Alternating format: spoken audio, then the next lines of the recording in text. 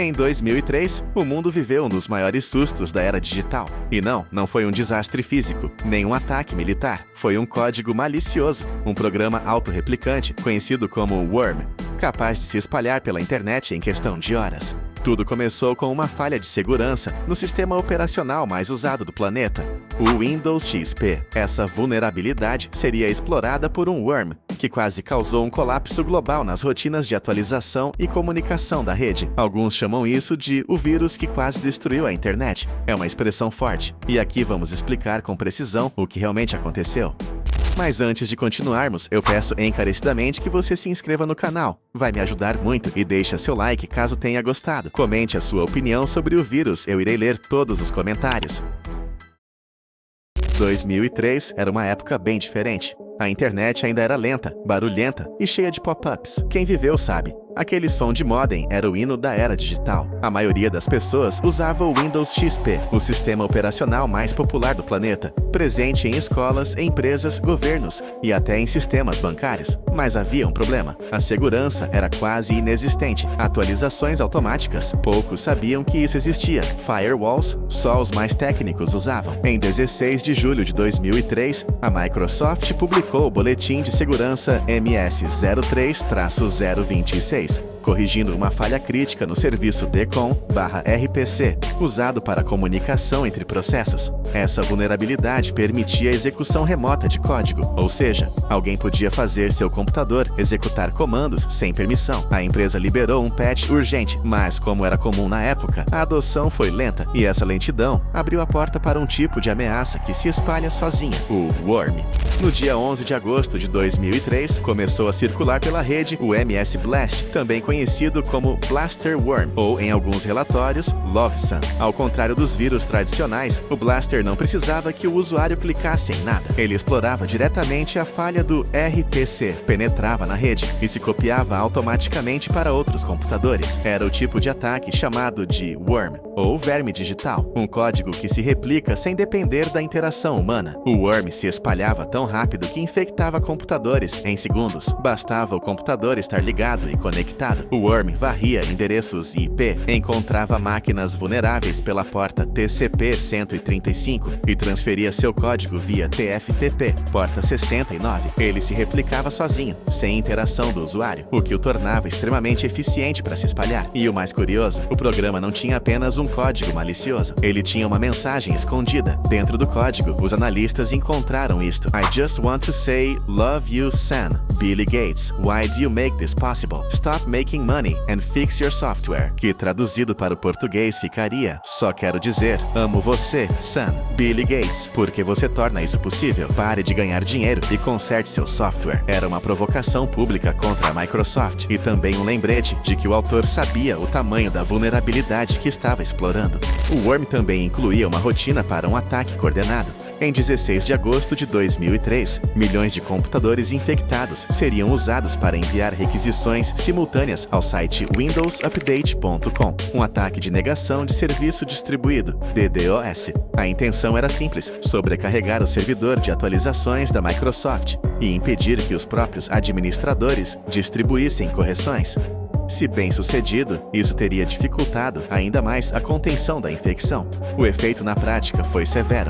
Redes corporativas e provedores relataram lentidão e quedas intermitentes. Universidades como a de Colorado em Boulder viram milhares de sistemas vulneráveis, exigindo ações emergenciais de equipes de TI para conter a propagação e evitar paralisia total das redes acadêmicas.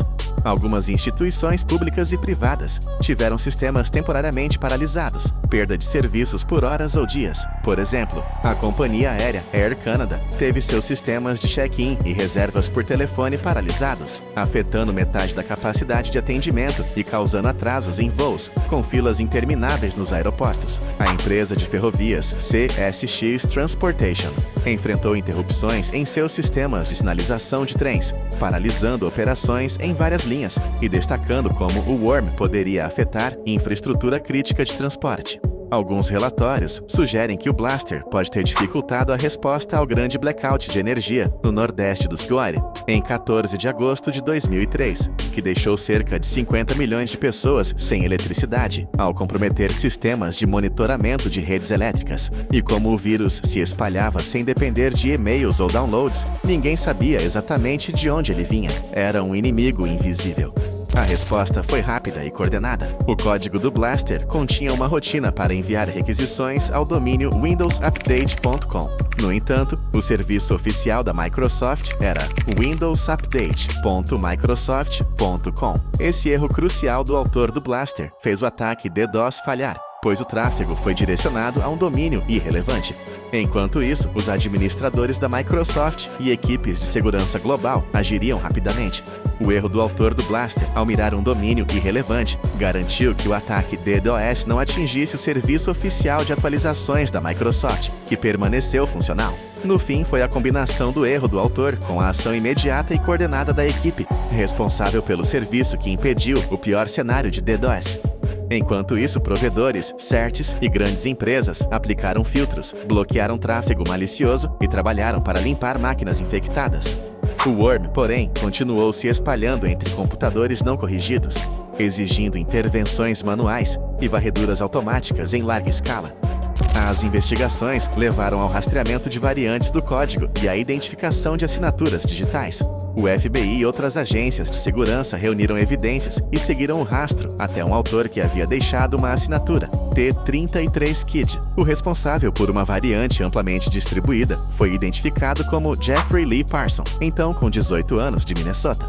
Parson criou e espalhou uma variante chamada Blaster.b e acabou sendo preso pelo FBI em 2003. Em 2005, ele foi condenado a 18 meses de prisão e penalidades financeiras. Durante o processo, alegou não ter previsto a extensão do dano, uma defesa comum em casos de códigos experimentais que saem do controle.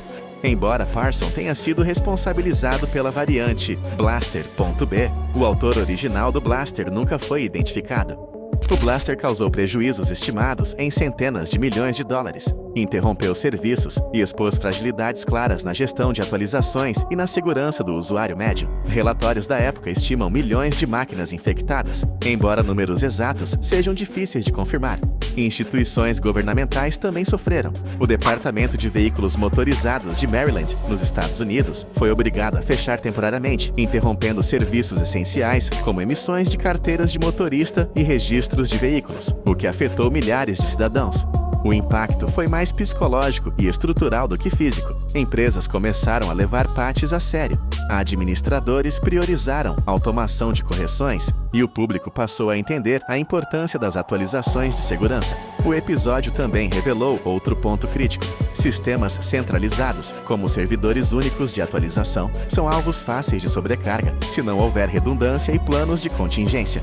O legado do Blaster é amplo. A Microsoft reforçou o Windows Update, tornou o Windows Firewall ativado por padrão e introduziu novas medidas de segurança com o Service Pack 2 do Windows XP, lançado em 2004. Organizações criaram e fortaleceram equipes de resposta a incidentes, CERTs e CSIRTs, e a indústria de segurança cresceu rapidamente, desenvolvendo ferramentas mais eficazes para detectar e bloquear worms e botnets. E talvez o mais importante, o episódio deixou uma lição cultural. A segurança começa com algo simples: atualizar o sistema. Muitos dos grandes incidentes que vieram depois, worms, ransomware e botnets, seguiram a mesma fórmula: vulnerabilidade conhecida mais atraso no patch igual desastre.